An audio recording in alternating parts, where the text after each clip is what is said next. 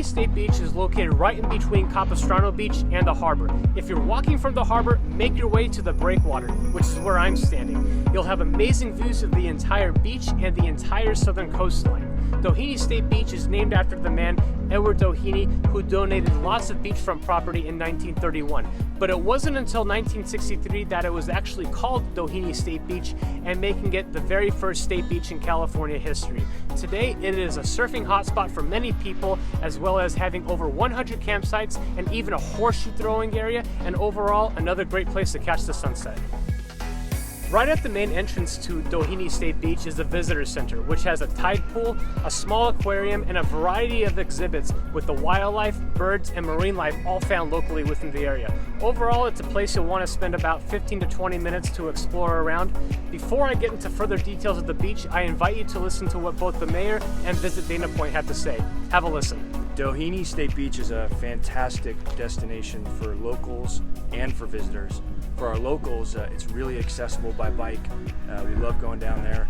For guests and visitors, there's huge picnic areas, tons of sandy beach, and a really kind of forgiving, friendly, gentle beginner surf wave. So there's kind of everything you want in Southern California beaches at Doheny.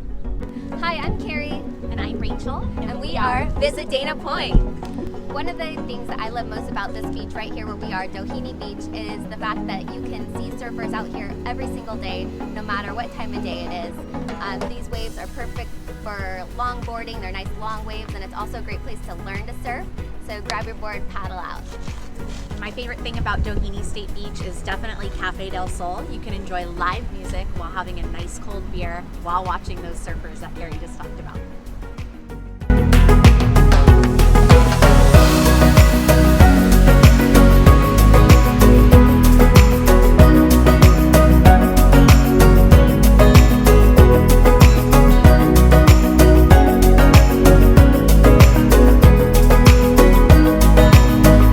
A great place to surf, and also to learn how to surf with all of the easygoing waves.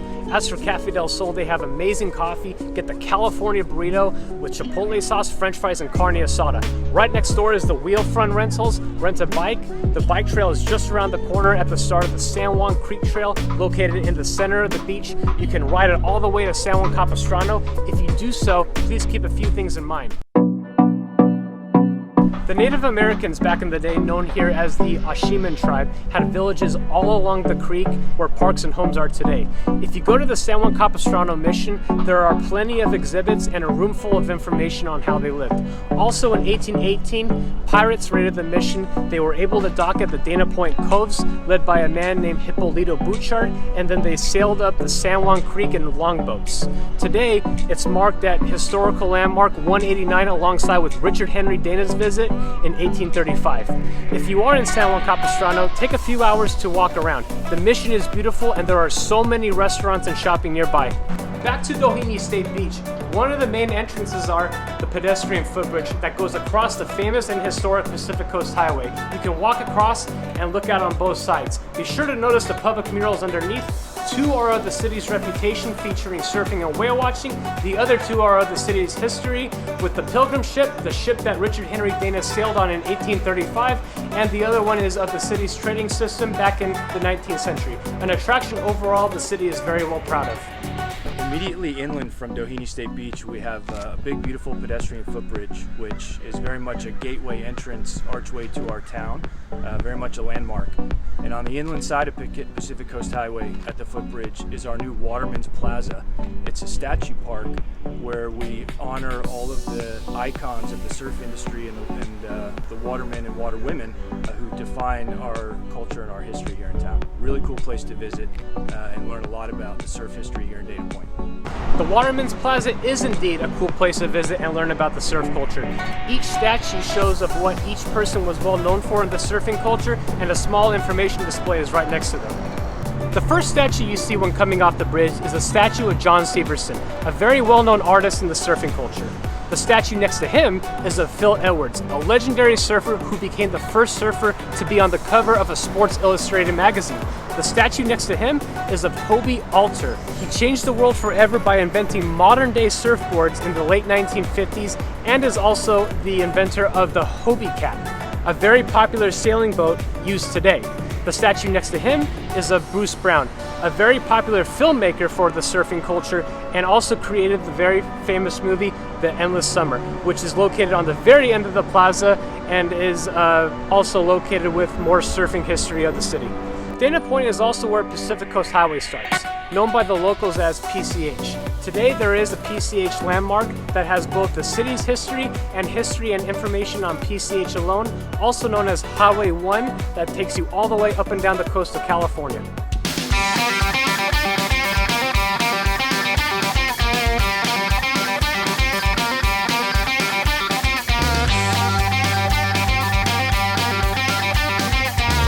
If you want a good view of the whole area, come to Seaview Park, which is exactly where I'm standing. It's just a 5-minute drive up a hill and you'll see the pedestrian bridge and parts of Doheny State Beach. Just across from here is the Lantern Bay Park, where you also get more views of Doheny State Beach and parts of the harbor. The hotel I like to recommend that's nearest to Doheny State Beach is the Doubletree Suites, located right on Pacific Coast Highway. They have a nice pool, a beautiful lobby, many rooms with balconies that overlook the beach. They have 2 outdoor patios, both located on the 4th floor. The first one is the Longboard Terrace with partial beach views, a fire pit, and the one with better views is the Ocean Terrace view with views of the beach, the San Juan Creek, the pedestrian bridge, and overall great views of town. It's also a great view to watch the sunset. Just across from the hotel, there is the former entrance to the beach when it first opened up. The Adobe Arch entrance with a small history board showing the pictures and a brief description on the construction process. Coming up next, the Dana Point Harbor and Marina with all of its outdoor dining, shopping, and so much more. Thank you for watching, everybody, and stay tuned for video number 4. Take care.